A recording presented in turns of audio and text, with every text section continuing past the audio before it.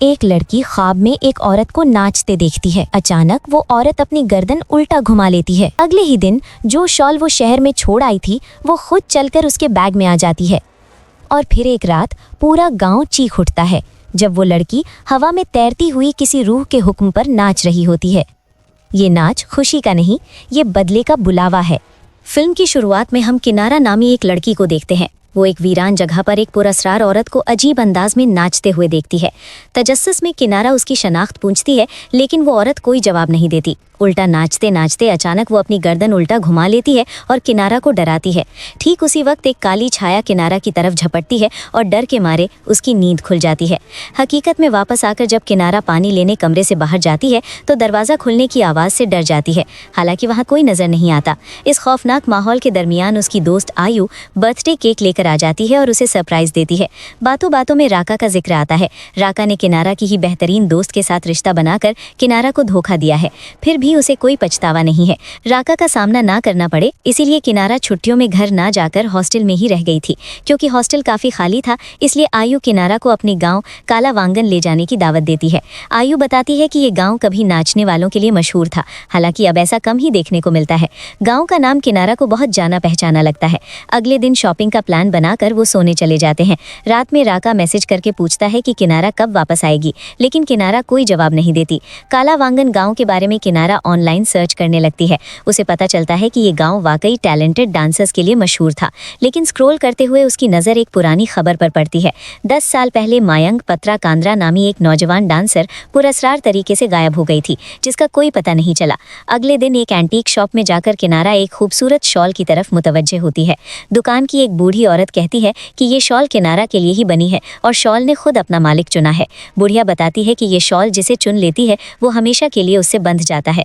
इसके बाद वो किनारा के बालों में एक कांटा लगा देती है। दुकान से निकलते वक्त आईने में एक पुरस्कार औरत का अक्स नजर आता है, लेकिन किनारा उस पर तवज्जो नहीं देती। आयु को ये अजीब तजुर्बा बताने पर वो कहती है कि अजनबियों से ऐसा कुछ लेना ठीक नहीं है। उनके जाने के बाद हम देखते हैं कि जिस दुकान से किनारा ने शॉल ली थी वहाँ टू लेट का नोटिस लगा है। बाद में किनारा आयु के साथ गाँव जाने का फैसला करती है और जाने से पहले वो शॉल और बालों का कांटा अलमारी में रख देती है। अगले सीन में हम देखते हैं कि वो गांव पहुंचते हैं। बारिश से बचने के लिए किनारा थोड़ा रुकना चाहती थी, लेकिन आयु उसे जल्दी चलने को कहती है। तभी किनारा को एक अजीब मौसीकी सुनाई देती है, लेकिन आयु उसे जल्दी से घर ले जाती है। आयु की माँ किनारा का अच्छे से खैर मकदम करती हैं। थोड़ी देर बाद आयु के वालिद प्रस्तोमो आ जाते हैं। आयु अपने वालिद से किनारा को मिलवाती है, लेकिन प्रस्तोमो के चेहरे पर नाराज़गी साफ दिखाई दे रही थी।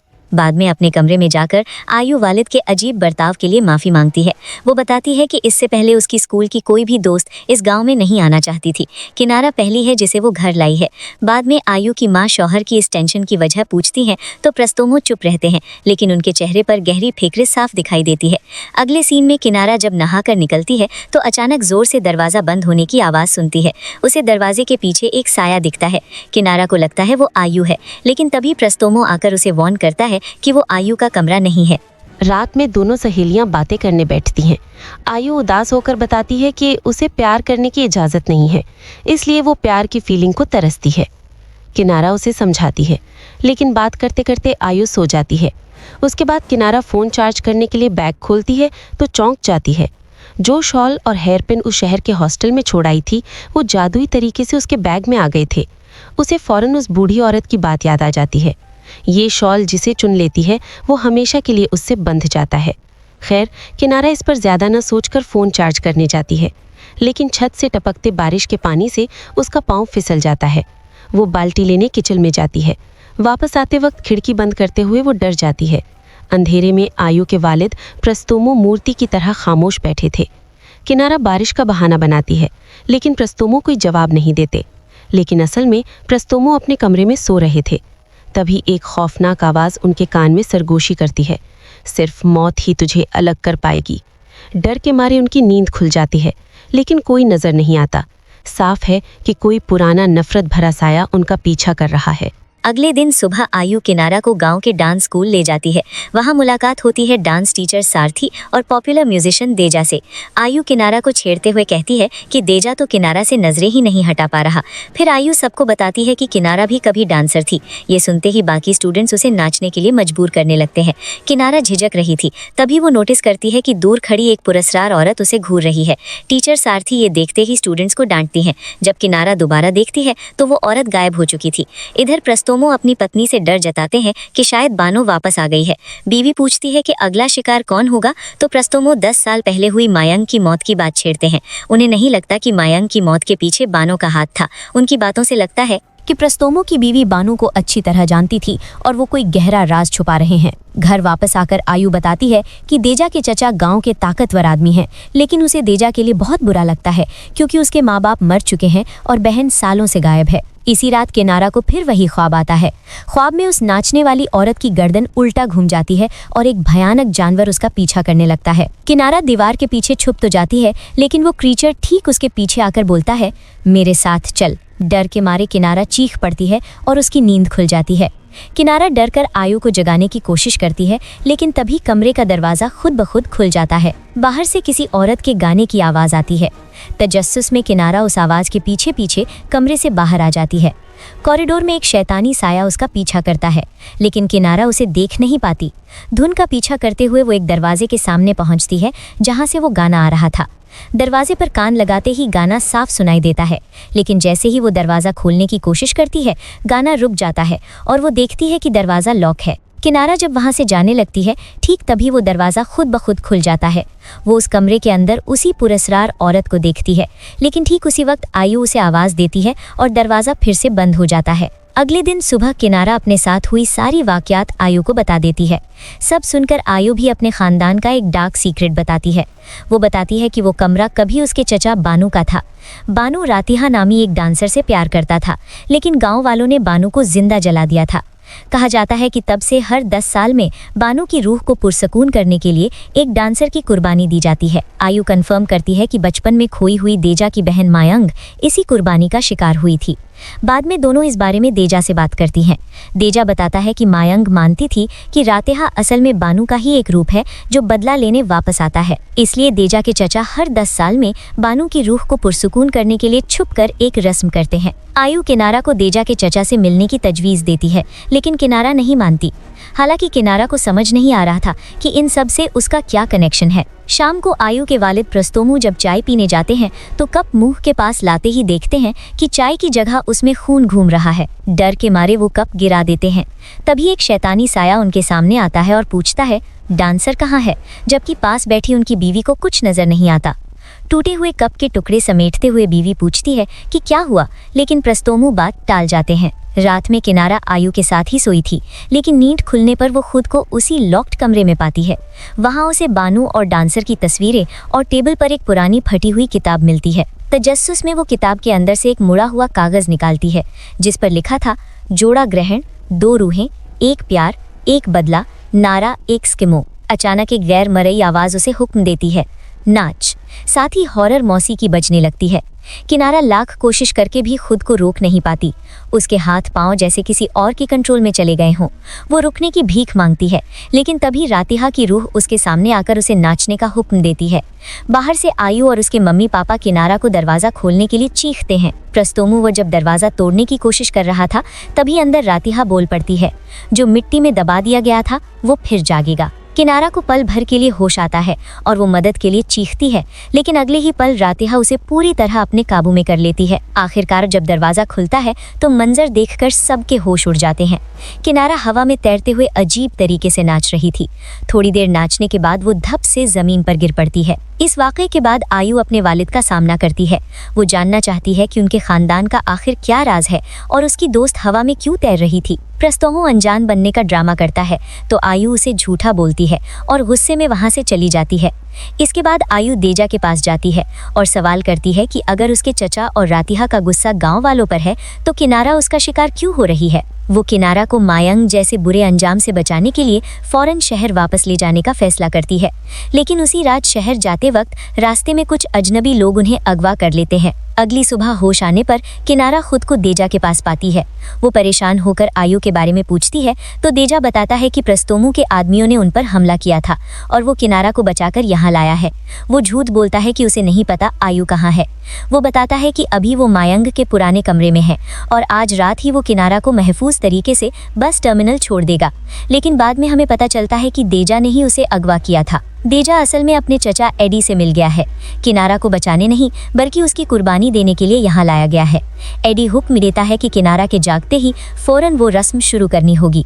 दूसरी तरफ आयु वालिद से किनारा के बारे में पूछती है तो प्रस्तोमू कहता है कि अभी नहीं मिली। ठीक तभी आयु को अपने वालिद के अंदर एक शैतानी रूप नजर आता है और वो डरकर चीखते हुए उन्हें दूर हटने को कहती है। थोड़ी देर बाद होश आने पर वो बताती है कि उसने वालिद के अंदर एक काली परछाई देखी थी। प्रस्तोमू अपने भाई बानू के कब्र के पास जाकर मन्नतें करता है। वो पूछता है क्या 20 साल पुराना वो गुस्सा अभी तक ठंडा नहीं हुआ। प्रस्तोमू भीख मांगता है कि बदले की आग उसकी बेटी आयु को न जलाए। ठीक उसी वक्त एक गैबी आवाज उसे फौरन घर लौटने का हुक्म देती है। इधर दींजा का चचा एडी अपने आदमियों को बता देता है कि आज रात ही वो रस्म मुकम्मल होगी क्योंकि वो डांसर यानी किनारा अब उनकी मुट्ठी में है। दूसरी तरफ किनारा को फिर वो डरावनी मौसीकी सुनाई देती है और वो शापित शॉल सांप की तरह उसके पांव जकड़ लेती है।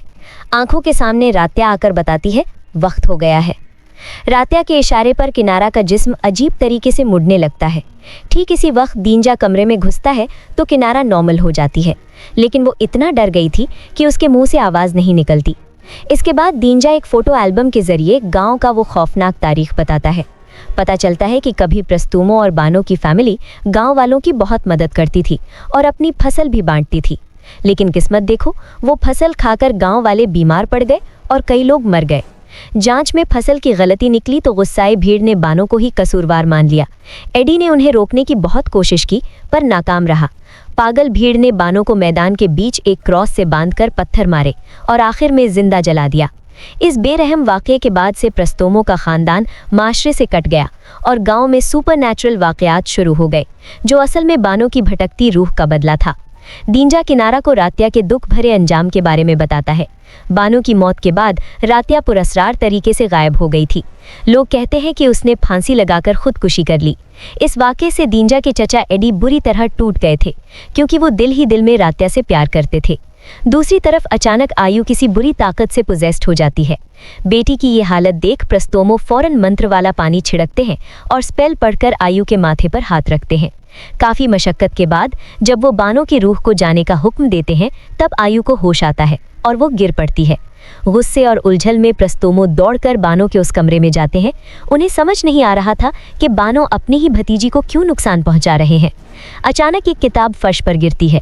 किताब खोलते ही उन्हें वो कोट वाला कागज मिलता है जिस पर लिखा था जोड़ा ग्रहण, 2 रूहें, 1 प्यार, 1 बदला, नारा एक स्किमुआ। ठीक तभी रात्या की गैर मरई आवाज आती है, नर्तकी, और गायब हो जाती है। इधर देजा झूठ बोलकर किनारा को एक नए जाल में फंसाता है। वो बताता है कि बानू और रातिहा की रूह को पुरसकून करने के लिए अभी एक डांस रस्म करनी होगी और आयु वहाँ उसका इंतजार कर रही है।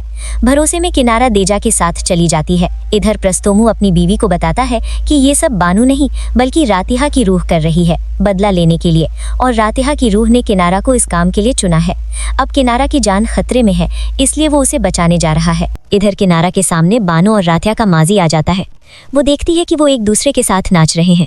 इससे पहले कि किनारा कुछ समझ पाती, सीन बदलकर उस भयानक दिन पर चला जाता है। वो अपनी आंखों से देखती है पागल गांव वाले बानों को घसीटते हुए ला रहे हैं। बानो खुद को बेकसूर बताता है और भीख मांगता है, लेकिन कोई नहीं सुनता।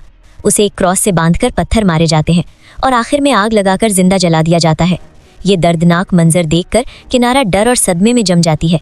बानो के जिंदा जलने वाले विजन से जब किनारा हकीकत में वापस आती है तो देजा उसे सीधा अपने चचा एडी के पास ले जाता है। एडी किनारा को रस्म के लिए कुर्बानी चढ़ने को तैयार होने को कहता है तो किनारा कंफ्यूज हो जाती है। ठीक उसी वक्त प्रस्तुमो वहां दौड़ कर आते हैं और किनारा को भागने के लिए कहते हैं। एडी को धक्का देकर किनारा भागने की कोशिश करती है और जंगल में एक दरख्त के पीछे छुप जाती है, लेकिन वहां उसका सामना एक भयानक एंटिटी से होता है। वो डर के मारे चीख पड़ती है, जिससे एडी के आदमी उसे आसानी से पकड़ लेते हैं। किनारा को वापस रस्म वाली जगह लाकर बांध दिया जाता है, जहां प्रस्तुमों को भी कैद करके रखा दिया था। मौत के सामने खड़े होकर प्रस्तुमो बरसों पुराना राज खोल देते हैं। वो बताते हैं कि बानो दरअसल बेकसूर था, असली मुजरिम तो एडी है। एडी ने ही जलन में आकर गांव वालों के खाने में जहर मिला दिया था और सारा इल्जाम बानो पर डालकर उसे मरवा दिया था। प्रस्तुमो देजा की अंदर की आवाज को झंझोड़ते हैं कि कैसे उसने अपनी ही बहन मायंग को मरने दिया। नफरत में प्रस्तुमो एडी के चेहरे पर थूक देते हैं, जिससे एडी भड़क जाता है। वो ठंडे दिमाग से कहता है, बहुत जल्द तुम अपने भाई से मिलोगे, और फौरन चाकू घूंपकर प्रस्तुमो को मार डालता है। इसके बाद एडी अपनी रस्म शुरू करता है। वो हजारों जानों की हिफाजत का वास्ता देकर किनारा की कुर्बानी चढ़ाने के लिए स्पेल पढ़ना शुरू कर देता है। ठीक उसी वक्त किनारा को फिर से वो मस्मभुर करने वाली आवाज सुनाई देती है। उसे बांधने वाली रस्सियां अचानक जलकर राख हो जाती हैं। रात्या की रूह किनारा के जिस्म में आ जाती है और वो एक खूबसूरत मगर डरावने तरीके से नाचने लगती है। ये मंजर देखकर एडी डर से कांपने लगता है और वहां मौजूद गांव वाले सुन रह जाते हैं। एडी पागलों की तरह किनारा को रोकने की कोशिश करता है, लेकिन अब देजा अपने चचा के खिलाफ खड़ा हो जाता है। सच जानने के बाद देजा चुप नहीं रह सका। हाथापाई में एडी देजा को पटक तो देता है, लेकिन देजा हार नहीं मानता। वो पास पड़ी एक जलती हुई मशाल उठाता है और एडी को आग लगा देता है। जान बचाने के लिए एडी चीखता रहता है, लेकिन उसके पापों की सजा देखने के लिए कोई भी उसकी मदद को आगे नहीं आता। आग की लपटों के बीच स्पिरिचुअल वर्ल्ड में बानो किनारा को मदद के लिए थैंक्स कहता है और रातिया उसे नाचते रहने को कहती है, लेकिन देजा किनारा को झंझोड़कर हकीकत में वापस ले आता है। वो जल्दी से मरते हुए प्रस्तुमो के पास दौड़ते हैं। आखिरी सांस लेने से पहले प्रस्तुमो किनारा से अपनी बेटी आयो का ख्याल रखने की दरखास्त करते हैं और तसल्ली देते हैं कि अब डर का राज खत्म हो गया है। अगले दिन किनारा बताती है कि इस 20 साल पुराने लानत की असली वजह क्या थी। पता चलता है कि एडी का एक तरफा प्यार और रातिया को न पा सकने की जलन ही सारी फसाद की जड़ थी। बानो और रातिया को अलग करने और बानो को सबके सामने बेइज्जत करने का वो गुनाह और अधूरी मोहब्बत का गुस्सा ही इतने दिनों से गांव को शापित किए हुए था। गांव छोड़ने से पहले किनारा वो शापित शॉल नदी में फेंक देती है। तभी एक और चौंका देने वाली बात पता चलती है। डांस टीचर सारथी ही असल में रातिया की माँ थी। लेकिन कहानी का अंत एक रोंगटे खड़े कर देने वाले ट्विस्ट के साथ होता है। लास्ट सीन में जब किनारा अपना बैग खोलती है तो देखती है कि जो शॉल उसने नदी में फेंकी थी वो वापस उसके बैग के अंदर आ गई है, और यहीं पर यह मूवी खत्म होती है।